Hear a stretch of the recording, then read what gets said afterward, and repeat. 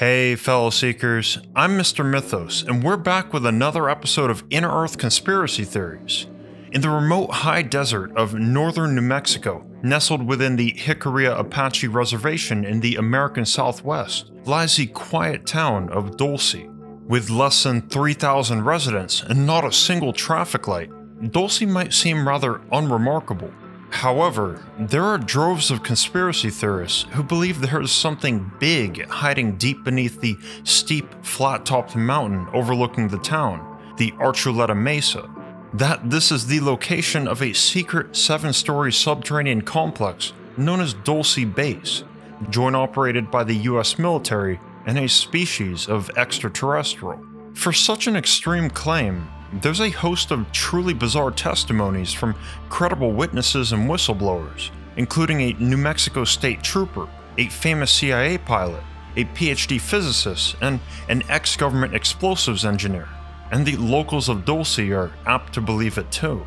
According to Dulce resident Geraldine Julian, who's recorded unexplained phenomena surrounding the desert mesa since the 1960s, quote, "The whole town of Dulce, whoever you want to talk to, they'll tell you what they've seen. It's not just a fairy tale. All the things are true, and I believe every last one of them too, because I've seen it myself." End quote. If you're a fan of highly strange mysteries with research so deep you're guaranteed to fall down the rabbit hole, you're in the right place. I humbly ask that you give this video a like and ding the notifications bell so you'll be the first to catch every new episode of Inner Earth Conspiracy Theories to come.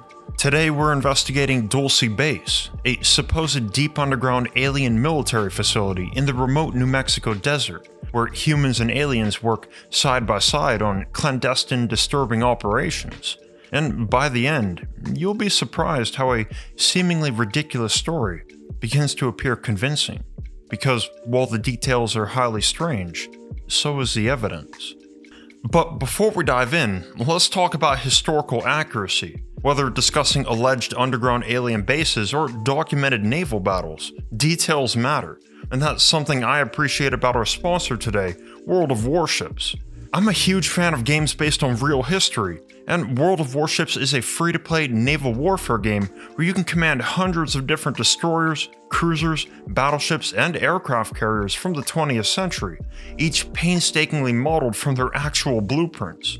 World of Warships combines tactics, quick decisions, and blowing things up like a mad admiral. You can get really creative customizing your ship and captain, and it's your choice whether to stick with your team or ram the enemy at top speed for mutually assured destruction. There are multiple modes, including co-op battles, random battles, ranked battles, clan battles, brawls, scenarios, and training. And with constant updates, events, and new missions, there's always uncharted waters to explore in World of Warships. If you're craving an adventure that fuses rich history with explosive strategy, use my link in the description and exclusive code for an account bonus that gives you an immediate edge. And if you prefer your battles on the big screen, the action sails over to consoles too with World of Warships Legends. Thanks again to World of Warships. It's now time to dive deep into the Inner Earth conspiracy theory of Dulce Base.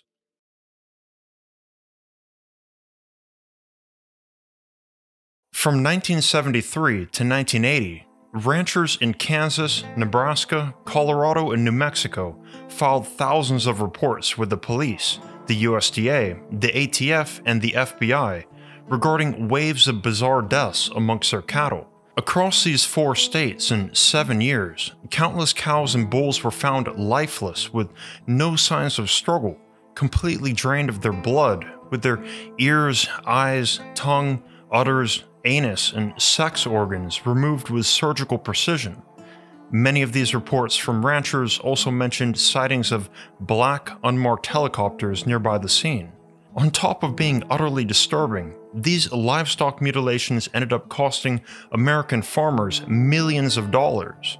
At first, these reports were treated like mass hysteria, but eventually the problem became so expensive that its reality could no longer be denied. It wasn't long until the FBI, as well as state and local law enforcement, rolled out comprehensive investigations to find out what was going on and put a stop to it. Dulce, New Mexico was a key site of interest among other similar towns that suffered waves of cattle mutilations through the 70s. While the phenomenon was never actually solved, the investigation conducted in Dulce provided more answers than others and raised some seriously odd questions about the phenomenon as well as about Dulce itself. Something seriously strange has been going on in and around Dulce, New Mexico for over 6 decades. This dates back before the cattle mutilation wave of the 1970s and continues up to the present day. Longtime locals such as Geraldine Julian claim that since the 1960s, they've seen black unmarked helicopters patrolling the Archuleta Mesa that dominates the town's skyline, their constant hum unsettling the otherwise quiet streets. They've seen patterns of light dart across the night sky with extreme speed and turn suddenly at unnatural sharp angles. Some, such as Geraldine Julian, claim to have had even closer encounters. One night she'll never forget, Julian purportedly witnessed a saucer-shaped object the size of a bus appear over a bridge on her property just outside of Dulce. As she described, quote, "The bottom part of the craft was flat, but on top there was a dome. There was movement inside." End quote. Julian's neighbors described several sightings of similar saucer-shaped UFOs flying toward the solid rock face of the Archuleta Mesa, only to vanish into it, as if swallowed by the mountain itself.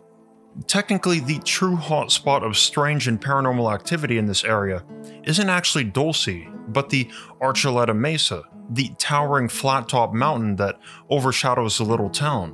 In the 1990s, Tim Anderson, a Dulce police officer with over 14 years of service, reported witnessing a UFO disappear into the Archuleta Mesa right in front of him. Quote, "It lit up the whole valley and just disappeared into the rocks. I just rubbed my eyes. Did I really see that?" End quote. To make things stranger, Anderson later discovered physical evidence of something unknown lurking in that area. He found 2 separate sets of massive footprints next to the mesa, far too large to belong to any known animal in that region.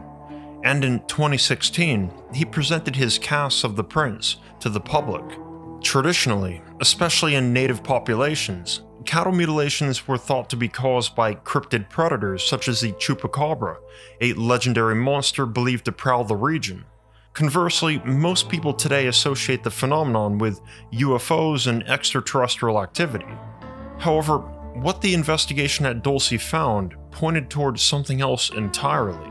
On June 13th, 1976, the New Mexico State Police launched their investigation into Dulce's disturbing and widespread cattle mutilation problem, headed by Officer Gabriel Valdez, who was joined by Cattle Inspector Jim Dyad and Officer Howard Johnston of the New Mexico Department of Game and Fish. Initially, the evidence discovered by Valdez and his team at the mutilation sites suggested the involvement of a highly organized human agency. Across several interviews, Valdez explained, quote, "The evidence that was left there, predators don't leave gas masks, glow sticks, radar chaff. They don't leave that stuff. They don't have vitamin B12. We know the stuff is made here and isn't from outer space.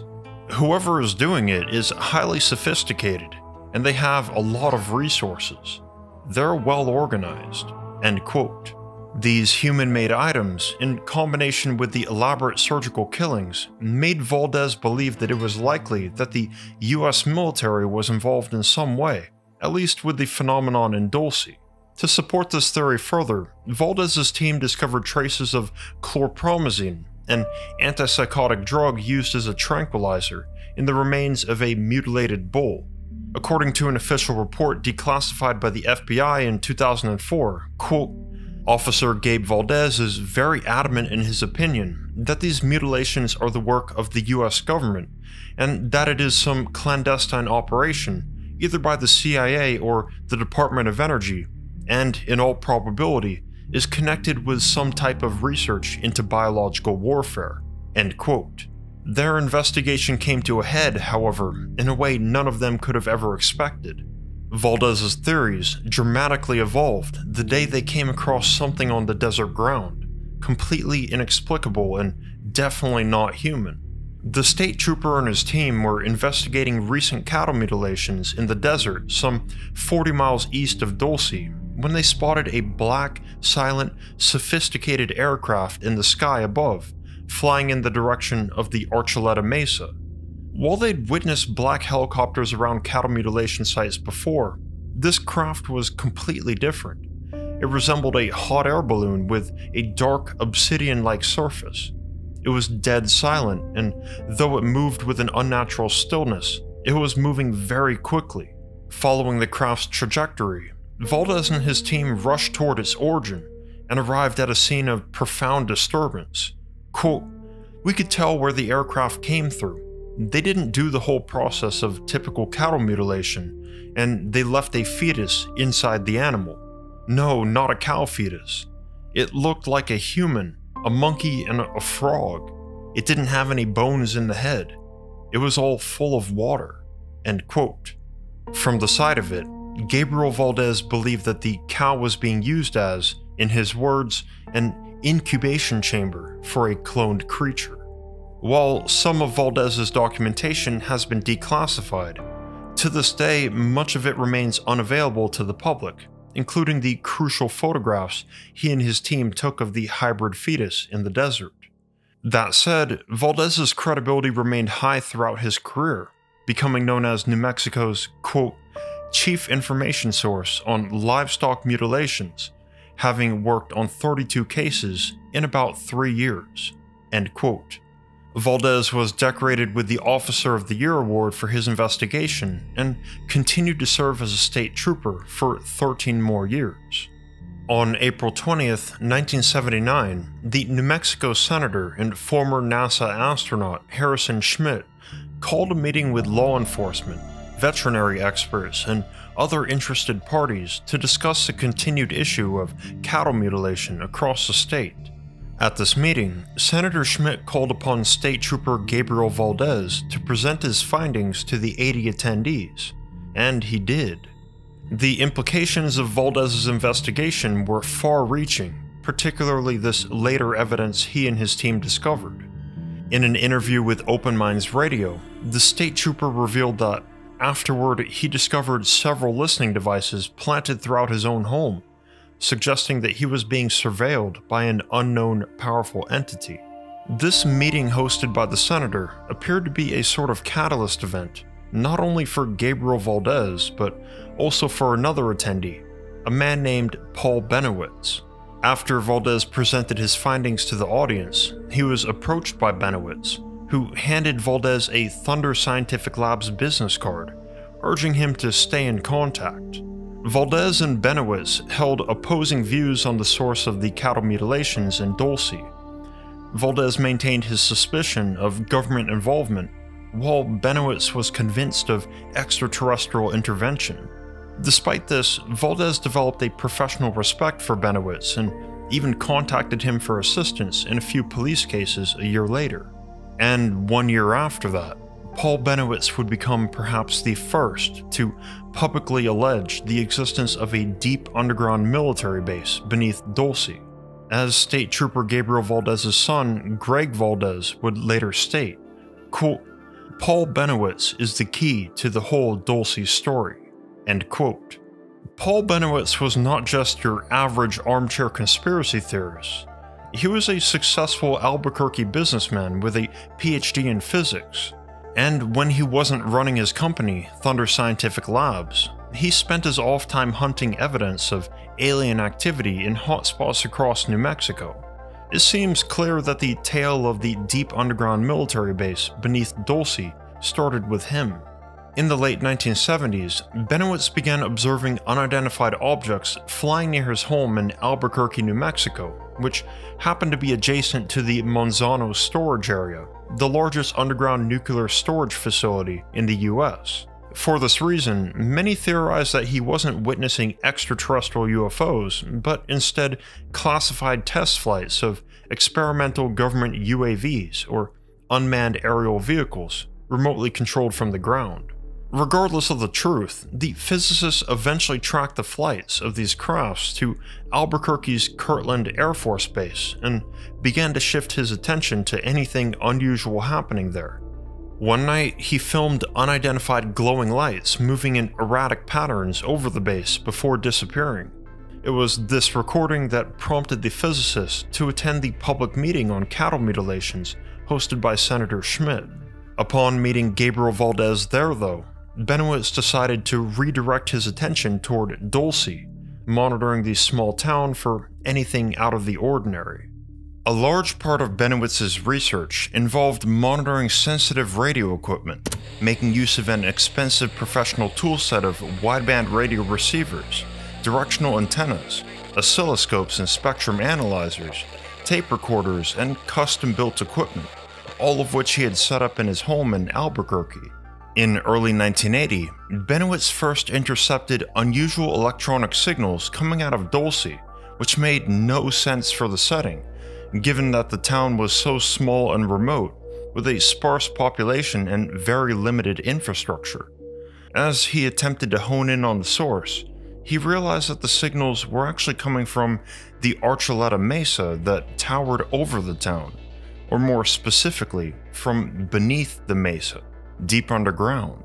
The physicists also noticed that the electronic signals seemed to be targeted toward a receiver high in the sky, one beyond the reach of any human aircraft. Bennewitz began to wonder, was there a secret hub of extraterrestrial activity beneath the Archuleta Mesa? As he listened into these radio signals over the next year, meticulously documenting his every finding, he eventually found that the signals coincided with the continuing reports of cattle mutilations in the area, oddly enough. Bennewitz communicated this with State Trooper Gabriel Valdez, who still believed that the high strangeness in Dulce was the work of the government, not aliens. According to Greg Valdez, the State Trooper Gabriel Valdez's son, quote, "Listening devices were found in my dad's house. The government heard all the conversations on the phone between my dad, Gabriel Valdez, and Paul Bennewitz," end quote. Keep this detail in mind, as it'll be relevant soon. This is where the story gets murky. Paul Bennewitz claimed that, at some point during his monitoring of the signals, he received a sudden message over his radio. Without identifying themselves, a deep, obscured, almost robotic voice stated that there was a secret base 150 miles north of Albuquerque in the mountains. The voice then provided Bennewitz with the exact coordinates, which pinpointed the location of the Archuleta Mesa next to Dulce.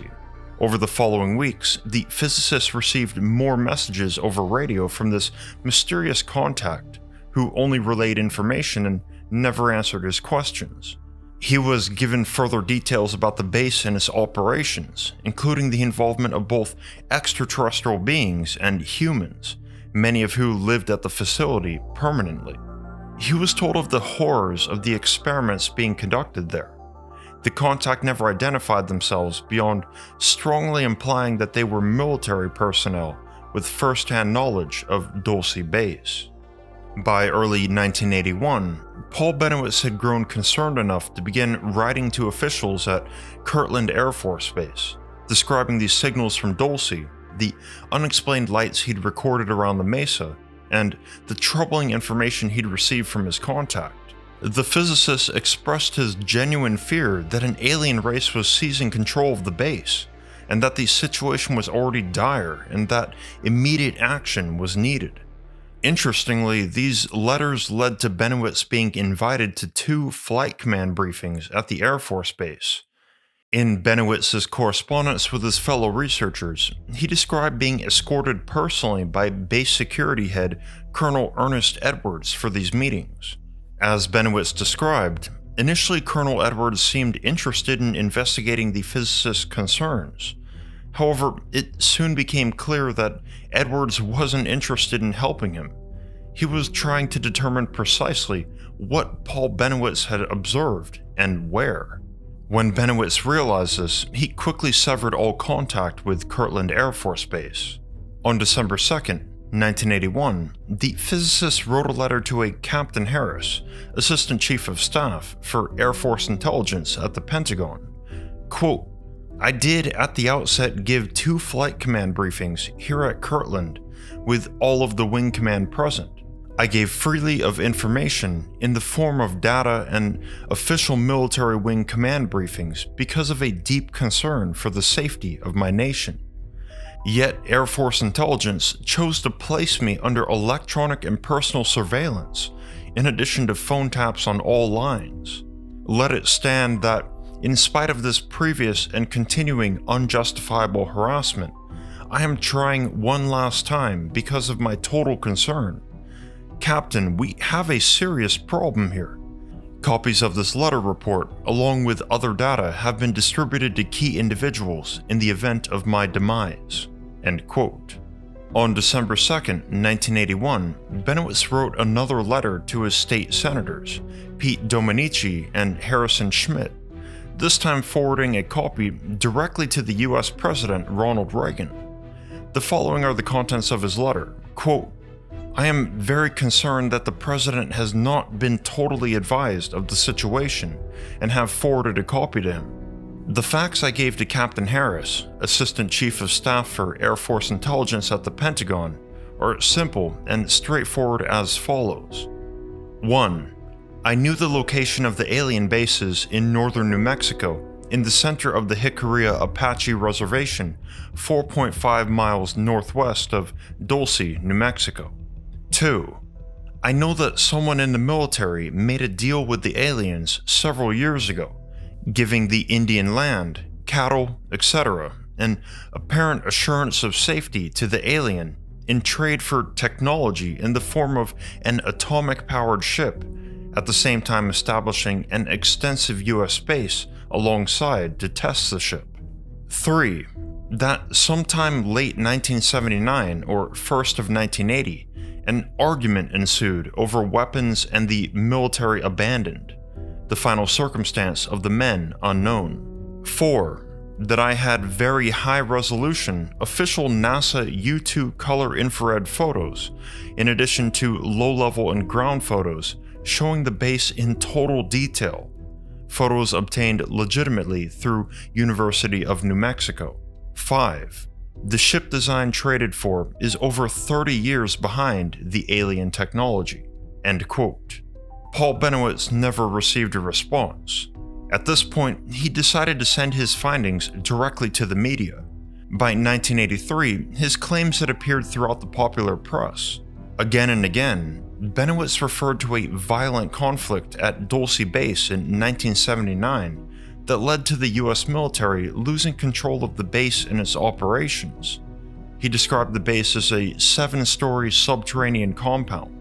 He also purported that Dulce Base was just one of a huge network of similar underground bases, all connected to a much larger inner-Earth extraterrestrial colony or civilization.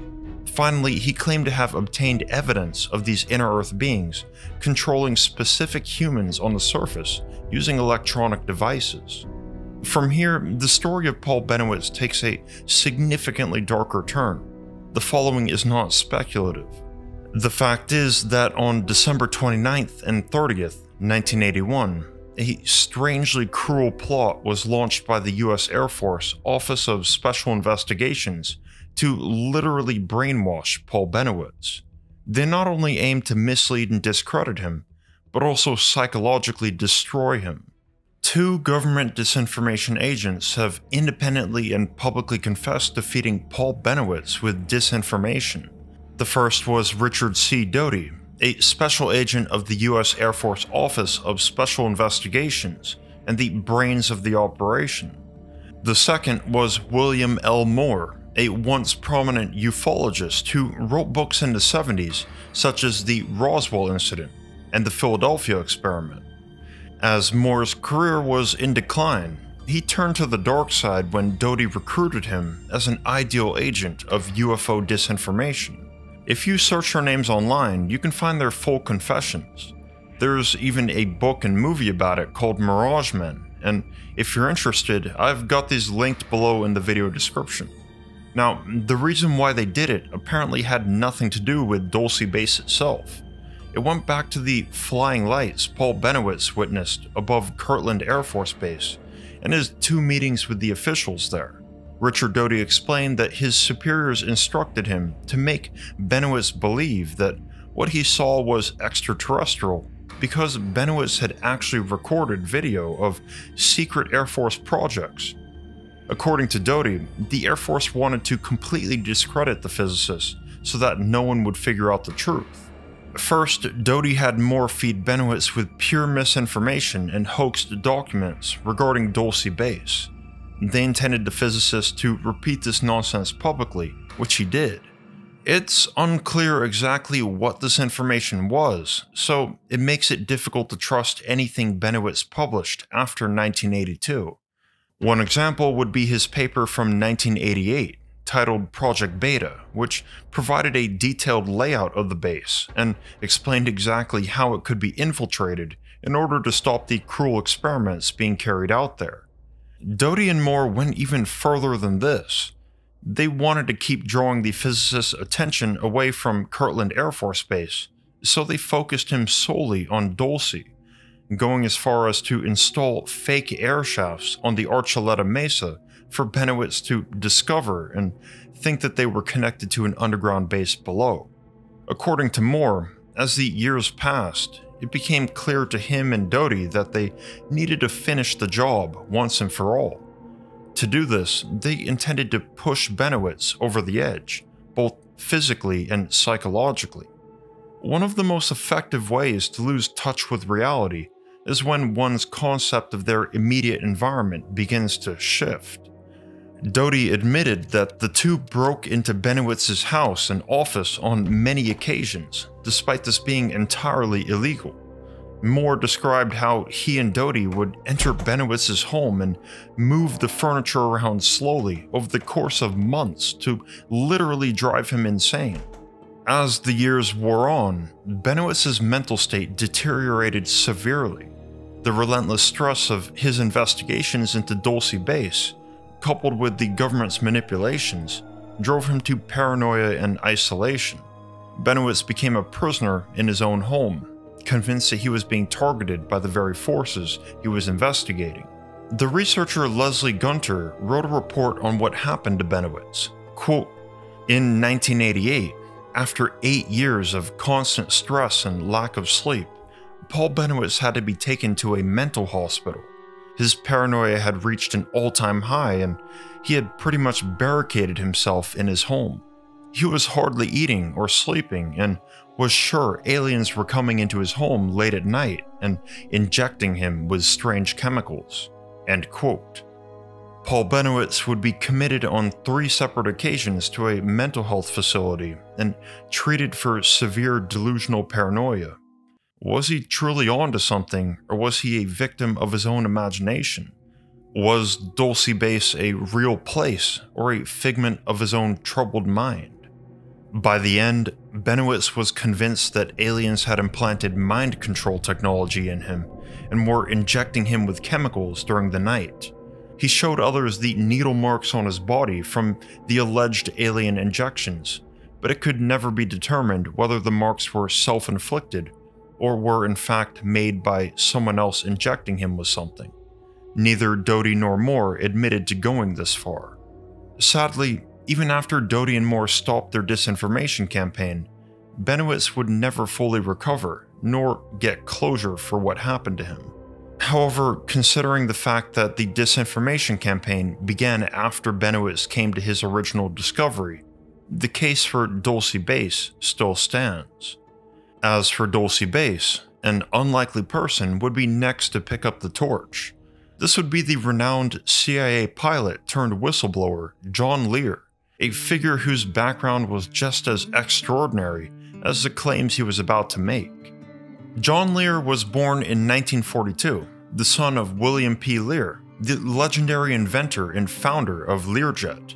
Far from being overshadowed by his prominent father, John Lear would become a celebrated pilot in his own right, flying countless missions for the CIA, setting 18 speed records and becoming the only pilot to ever hold every FAA airline certificate after flying over 100 types of planes. But in 1985, at a reunion of CIA pilots, John Lear's life would take a dramatic turn. He found himself conversing with a former colleague named Greg Wilson, a man whom Lear held in high regard and trust, both professionally and personally. At some point, their conversation drifted toward the cryptic reports of what had become known as the Lakeheath Bentwaters incident, a series of alleged visual contacts between the United States and British Air Forces and UFOs in 1956. Wilson asked Lear if he'd seen the reports. Lear said that he had, but had dismissed them as nothing more than conspiracy theories. However, Wilson then asserted that the reports were not a conspiracy, that the incident had indeed happened, and he knew because he had been there. Seeing that Wilson was serious, and this was a man he trusted deeply, this revelation shook Lear's fundamental beliefs about the world. It opened a door to a reality he'd never considered, one where UFOs were tangible entities interacting with the world around him. After this occasion, John Lear began to research UFOs on his own. He leveraged his extensive network of high-level contacts, built over years of service and covert operations, gaining access to information kept confidential from the public. According to Lear, his investigations eventually led him to a document that would become a cornerstone of his claims, a hard copy of the alleged 1954 Greada Treaty.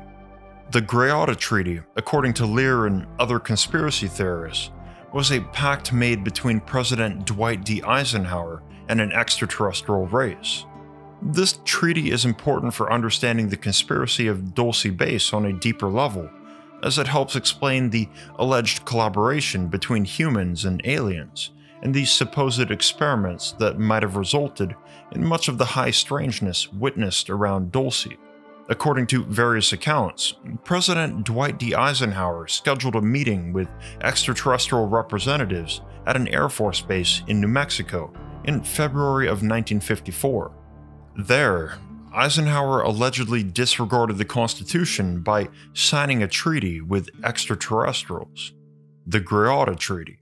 To put it simply, the 1954 Greada Treaty is believed to be a deal in which the US government gave permission to these extraterrestrials to abduct some animals and a limited number of human beings, in exchange for providing the US military access to advanced technology.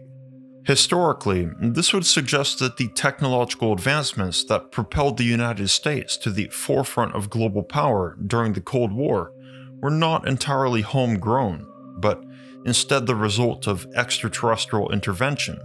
Within a few short years, following 1954, NASA was founded, spy satellites were launched into orbit, and groundbreaking inventions like lasers and carbon fibers were introduced to the world. At this time, the United States and the Soviet Union were engaged in the Cold War, where the two superpowers were locked in a fierce battle for technological and military supremacy.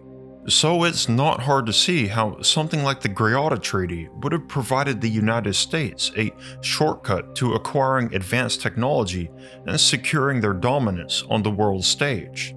Of course, there was a big catch.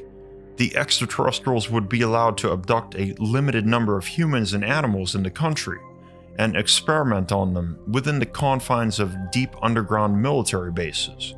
Though, to ensure Eisenhower's cooperation, the aliens agreed to provide the government with lists of abducted humans and return them safely to their original locations after wiping their memories clean. As the story goes, however, as the years passed, it became clear that the aliens were not honoring these terms of the treaty.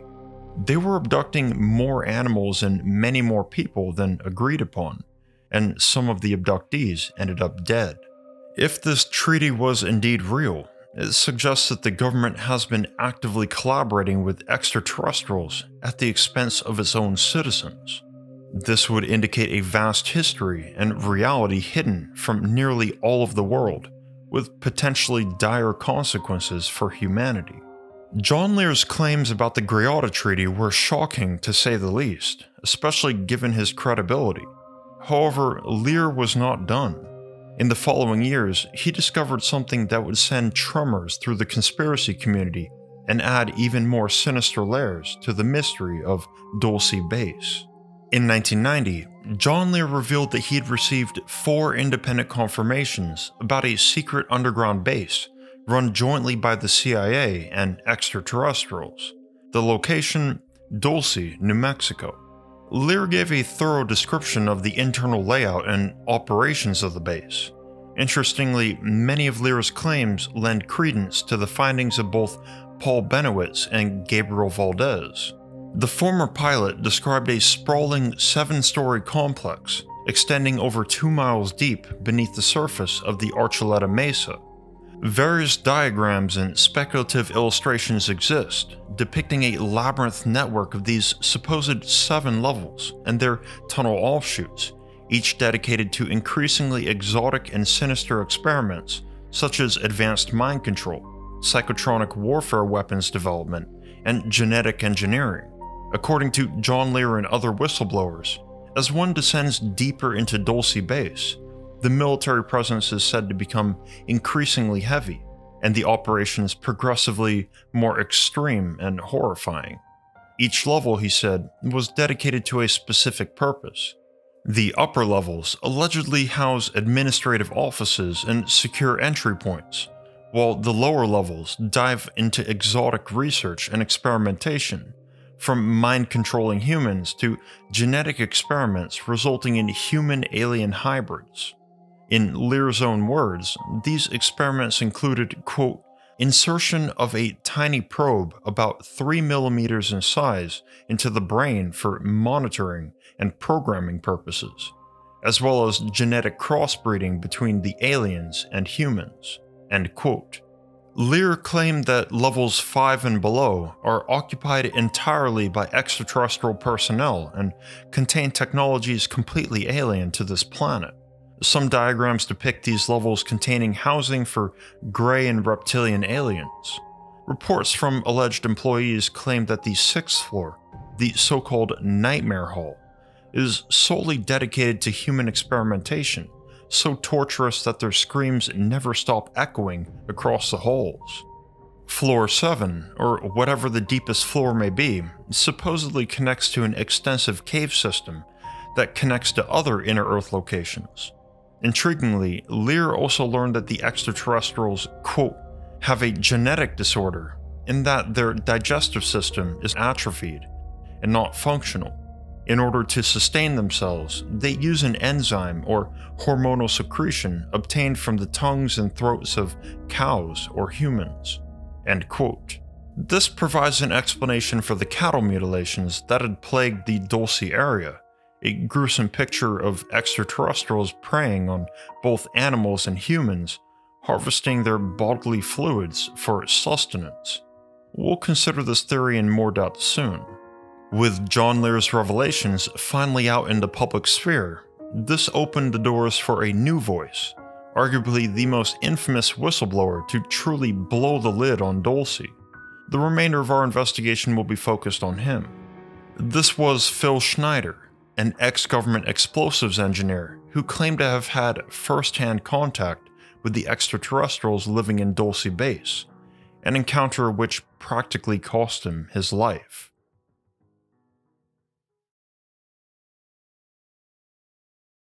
At the 1995 Preparedness Expo in Orange County, California, an audience of truth seekers and conspiracy theorists leaned forward as Phil Schneider began to speak into the microphone, his voice trembling but serious.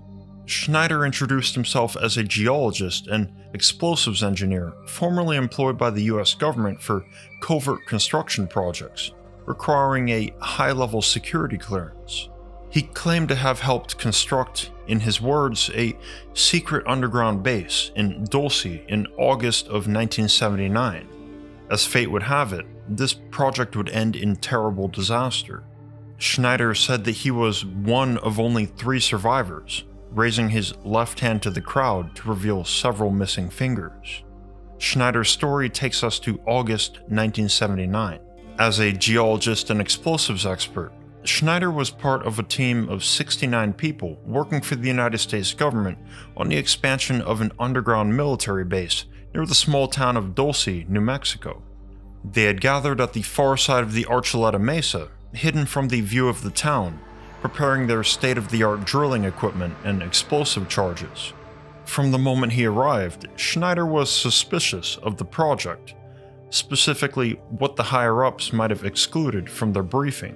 Quote, "When I saw Green Beret and Black Beret people in camp, inside of our geologist camp, I knew something was up. The gig was up." End quote. In the US Army, the Green Beret are special forces, elite soldiers trained in unconventional warfare and assigned to the military's most sensitive and risky missions. Similarly, the Black Berets are elite rangers capable of completing challenging missions magnitudes beyond what regular infantrymen can handle. Wherever you find the two of them together, you have a force strong enough to combat nearly any serious threat, which then begs the question, exactly what did the government suspect of being underground? It's uncommon to station special forces where you don't anticipate potential action. Moreover, all workers, including Phil Schneider, were given a pistol. Not long after Schneider arrived, they began drilling. As was standard for this sort of construction, the work team started by drilling 4 large holes. But there was a problem that kept delaying the process. Their equipment kept breaking down around 2 miles deep, and according to Schneider, quote, "All the black sooty air came up when we drilled holes there," end quote. This was something none of them had ever seen before, and it made everyone feel uneasy. The project heads then tasked Schneider to descend into one of the large holes and evaluate the rock layers below the surface so they could determine what types of explosives were needed to break through. Schneider was accompanied by several Green Berets as he descended the lift basket into the freshly carved exploratory shaft, dressed in an environmental protective suit to avoid exposure to the black sooty air. He wondered what were they expecting down there, and he put his hand on his waist, feeling for his pistol. They watched the sunlight slinking away from above as the basket drew them nearly 2 miles down. At the bottom, the opening of a seemingly natural cavern appeared. Schneider and one of the Green Berets set off to explore it. Suddenly, though, as the geologist turned a corner, he came face to face with 3 alien entities several yards away, humanoid but with gray, clammy skin, oversized heads, and large black eyes staring straight at Schneider. 2 of the inner Earth entities were around 4 feet tall, while the third was, quote, "a 7-foot-tall alien gray. The stench was worse than the worst garbage can. The entity was absolutely horrible." End quote. The creatures lurched forward toward him, and Schneider panicked. Quote, "I didn't waste any time. I drew my sidearm and killed 2 of them. Yes, they're mortal, and they do die." End quote. He managed to kill the 2 smaller entities, but in response to his aggression, the 7-foot-tall gray turned to him and made a motion from his stomach to the middle of his chest, and then around in a circle, back and forth in a rubbing motion. Quote, "All I remembered is that he just kind of waved his hand in front of his chest. The next thing I know, this blue beam hit me and just literally opened me up like a fish. It was some form of electrical force because it was kind of like being hit by a lightning bolt, and it burned all the toenails off of me." End quote. As the inner Earth entity blasted the geologist's center mass with a beam of weaponized electricity, he was knocked flat on his back with his stomach cut open and 2.5 fingers missing from his left hand. As if to finish him off, the tall gray began to close in. Schneider writhed in the dirt, unable to move away or get himself up. But just when he thought death was upon him, he felt strong hands grip his protective suit, jerking him away from the entity. Quote, "The Green Beret that was right behind me, he risked his life. He shoved me back in the basket and hit the button, and it took me up. I wouldn't be alive talking to you today if it wasn't for him. I'm forever indebted." End quote. As Schneider was dragged back to the lift, he saw the rest of the Green Berets barreling around the corner, rushing past him with their weapons drawn as several more tall gray entities emerged from the deep cavern. A vicious battle ensued, eventually to become known as the Dulce Wars.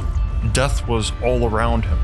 As the lift began to rise, the last thing Phil Schneider saw was the Green Beret who had saved him get hit by a blue beam of light. Schneider survived only because the Green Berets that went down with him were elite soldiers.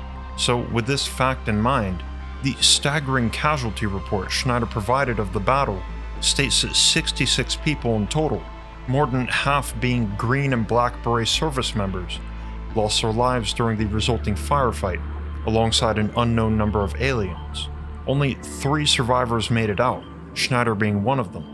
The identities of the other 2 survivors are unknown, as Schneider didn't provide them. He was rather insistent that they would be far less inclined to share their stories, even if just to corroborate. At any rate, it was a brutal case of first contact, as Schneider said that this was the first time he'd ever encountered what he explicitly identified as an extraterrestrial. Perhaps our collective understanding of extraterrestrials should be opened up to include intraterrestrial beings too. Although Schneider survived, he'd suffered severe flesh wounds and burns to his entire body. He believed that the electrical blue beam was some sort of radiation weapon that the tall gray had fired at him. Additionally, the beam burned off 2 fingers and half a thumb on Schneider's left hand. It also melted his shoes and burned his toenails off. When the audience at Preparedness Expo heard Phil Schneider's story for the first time, it likely seemed so wild that it was nearly unbelievable, until that iconic moment when Schneider slowly raised his left hand to reveal his missing fingers. In future lectures, he'd even show the massive scars and radiation burns on his stomach and chest. One scar ran from below his belly button all the way to the top of his throat, and another ran completely across his lower ribs, one side to the other. It's also worth noting that Schneider required the use of crutches, leg braces, a body brace, and a bladder bag hooked up to a catheter. These visible, unmistakable battle scars gave Phil Schneider's story a raw, visceral quality and tangible authenticity that no other Dulce Base whistleblower could compete with. None of his statements have ever been outright proven, but he certainly has some physical evidence of the alleged reality of the Dulce Wars. Coupled with his extremely detailed and consistent accounts, perhaps there might be more to his story than meets the eye. Ultimately, Schneider survived his injuries and claimed that he went on to assist in the construction and expansion of several more deep underground military bases, including one located at the infamous Area 51, before he retired. Of the 3 survivors, the other 2, according to Schneider, were living in nursing homes in Canada, protected by the Canadian government. No American citizen, including Schneider, was allowed access to them due to fears that they might be kidnapped. Of course, Phil Schneider's public revelations of Dulce's secrets were not without extreme risk to his own life, and he knew he wasn't safe. In his last recorded lecture, Schneider told his audience that there had been 13 attempts on his life by government agents intent on preventing him from further whistleblowing. Yet Schneider remained undeterred, declaring, quote, "I love my country more than I love my own life. If the truth cannot totally come out, what's the use in us having anything called freedom?" End quote. Throughout the mid-1990s, Schneider gave public lectures and made speeches across the country, as many as he could possibly manage. During this time, he revealed key details about the base's 7 levels, joint government alien projects, other deep underground military bases, and the war happening beneath our very feet. Phil Schneider's claims about Dulce Base extended far beyond his personal encounter with the alleged inner-Earth beings. He painted a picture of a vast, ongoing history of alliance and betrayal between humans and aliens, a history not restricted to just Dulce, but in underground bases across the world. Schneider spoke of 1,477 deep underground military bases existing globally, with 129 of them located in the United States, each costing an estimated $17 billion or more, funded by a black budget hidden from other government agencies and the public. from his final lecture, titled Deep Underground Military Bases and the Black Budget. Quote, "The black budget currently consumes $1.25 trillion per year, used in black programs like those concerned with deep underground military bases. Presently, there are 129 deep underground military bases in the United States. They've been building these 129 bases day and night, unceasingly since the early 1940s. Some of them were built even earlier than that. These bases are basically large cities underground, connected by high-speed magneto-leviton trains that have speeds up to Mach 2. Several books have been written about this activity. The average depth of these bases is over a mile, and they again are basically whole cities underground. They all are between 2.66 and 4.25 cubic miles in size. They have laser drilling machines that can drill a tunnel 7 miles long in one day." End quote.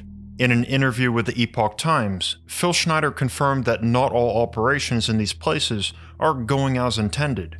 Quote, "There's a war under there, and it's been going on since that time." End quote. He explained that military forces from multiple countries have been engaged in underground warfare with inner-Earth aliens at least 10 years prior to the incident at Dulce. This war appears to be a power struggle for control of these deep underground bases, the result of a broken pact made between humans and aliens. Phil Schneider specifically linked it to the demise of the 1954 Greada Treaty, the alleged deal where extraterrestrials would give the US government access to futuristic technology in exchange for permission to abduct some animals and a limited number of human beings. During one lecture in 1995, Schneider stated that, quote, "Right now, military technology is about 1,200 years more advanced than public state technology." End quote. As we learned earlier, it's believed that the extraterrestrials violated the treaty by abducting more humans than they were allowed, and harming, sometimes killing abductees in their experiments.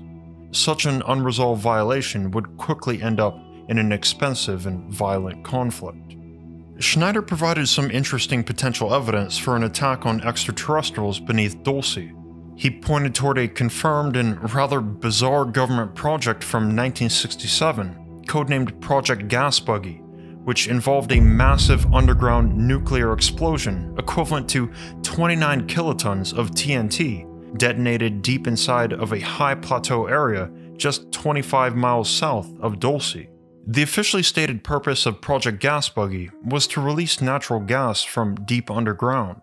The bomb was planted 4,227 feet below the surface. When it detonated, the force from the explosion was so extreme that it created a rubble chimney above the blast center that was 335 feet high and 80 feet wide.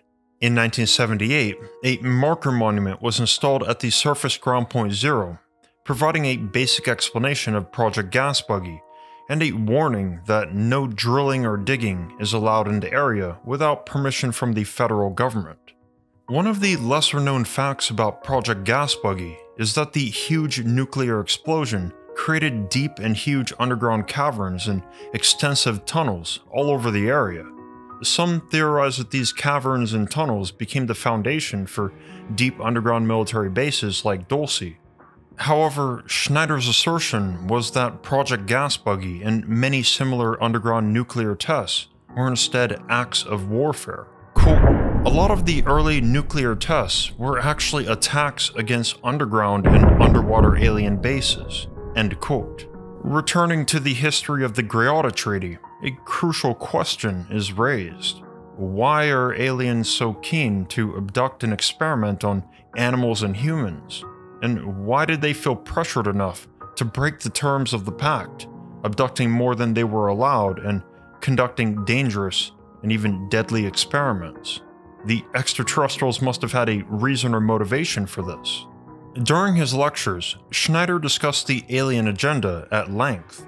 He believed that humans, abducted and returned without memory, was only scratching the surface. The geologist echoed John Lear's claims that the extraterrestrials, quote, "view humans as a food source," utilizing secretions from the glands of humans and animals for the mixtures of vitamins in their food."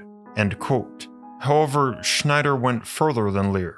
He explained that the extraterrestrials were not out for scientific advancement or understanding, but were carrying out their, quote, "cruel and sadistic torture and alien human-animal gene splicing experiments as part of an alien agenda seeking the complete takeover of the planet by creating a hybrid race that has the physical endurance of humans, along with the advanced mental psychic capabilities and social cohesion of the aliens." End quote.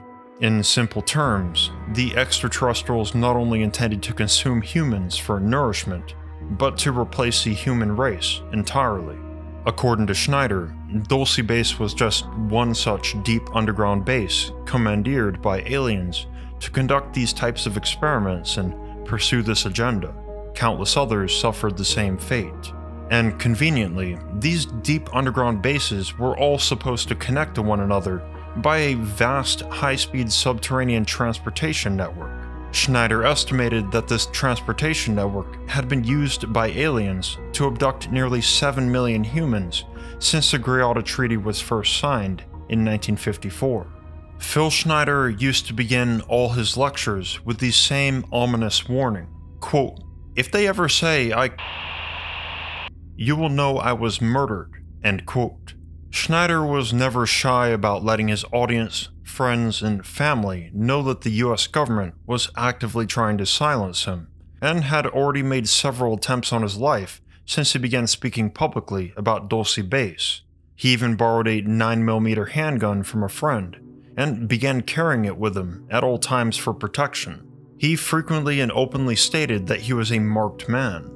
So, after just 2 years of lecturing about government cover-ups, black projects, and deep underground military bases, Phil Schneider himself was found dead under suspicious circumstances.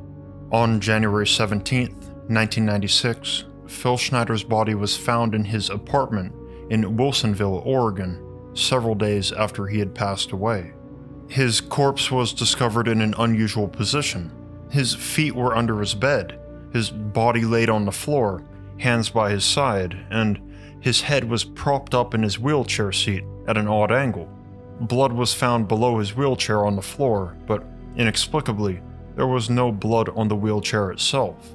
Even stranger, there were no wounds on his body that could explain the presence of blood. Phil Schneider's ex-wife, Cynthia Dreyer, was entirely convinced that Schneider had been a victim of a government cover-up, the very kind he warned would happen to him. Dreyer provided the following odd details in her testimony. Quote, "On January 17th, 1996, I received a call that Philip was dead in his apartment and apparently had died up to a week before his body was discovered. At the time of the removal of his body, his cause of death was by a stroke. When I went to the funeral home, I had feelings of discomfort about his death. I asked to view the body, but due to decomposition, the funeral director suggested otherwise. I wanted to be sure in my own mind that Philip had not died under unnatural causes. A day later, I received a call from the Clackamas County detectives that the funeral director had found something around Philip's neck. An autopsy was performed at the Multnomah County Medical Examiner's Office in Portland, Oregon by Dr. Gunson, and she determined that Philip always told his friends and relatives that if he ever you would know that he had been murdered. There was no note. All of his lecture materials, alien medals, higher math books, photographs of UFOs coming out of the Operation Crossroad A-bomb, notes for his book on the alien agenda were missing. Everything else in the apartment was still there, including gold coins, wallet with hundreds of dollars, jewelry, mineral specimens, etc. No coroner ever came out to his apartment after his body was found, against Oregon law, and a police investigation never took under consideration that items were missing from his apartment. The medical examiner took blood and urine samples at the autopsy, but refused to analyze them. Although I was assured that these samples would be kept for 12 months, When I asked for these samples to be sent to an independent lab 11 months later, they were missing and presumed destroyed." End quote. Evidence like this makes a strong case for what conspiracy theorists fear the most: that they're right. For many, the bizarre circumstances of Schneider's death alone give strong credibility to the otherwise unbelievable claims that he made during his life. The disappearance of his research materials and the physical evidence he'd collected is unfortunate to say the least. But we know that his battle scars were real, and that Schneider was far from alone in his claims regarding a deep underground military alien facility beneath the Archuleta Mesa just outside of Dulce, New Mexico. The possibility that Dulce Base is real, that aliens walk among us, and that a silent war rages beneath our feet is a captivating and unsettling prospect. Several unresolved questions linger. What truly happened to Phil Schneider? Can we distinguish the reliable claims of Paul Bennewitz from the misinformation fed to him? Is the Greada Treaty part of American history? And of course, is Dulce Base actually real? Let me know your thoughts in the comments below. Thank you so much for watching. If you enjoyed this episode and haven't seen Inner Earth Conspiracy Theories number 7, that's a fascinating case for a government cover-up of Inner Earth beings. Not in the US, but in the tiny island country of Malta, so definitely check it out. Or if you're in the mood to binge all my Inner Earth stories in one go, check out my curated playlist designed to transport you to the underground realm, linked in the description below. And there's many more episodes to come, so make sure you're subscribed and enabled the notifications bell for my channel. Thank you so much to my patrons for supporting what I do. I've been dealing with some roadblocks behind the scenes for the past 2 years, but I've figured a lot of that out and I'll be releasing videos far more often from now. Your help and support has been truly significant during this time. And if you're watching and would like to join in, I've got links in the description below to pledge monthly or make a one-time donation. Your patronage makes my work possible and 100% goes back into these videos, so thank you so much. Also, last thing, don't forget to check out World of Warships using my link and code. Thanks again to them for sponsoring. I'm Mr. Mythos. Never stop seeking. I'll see you in the next one. Peace.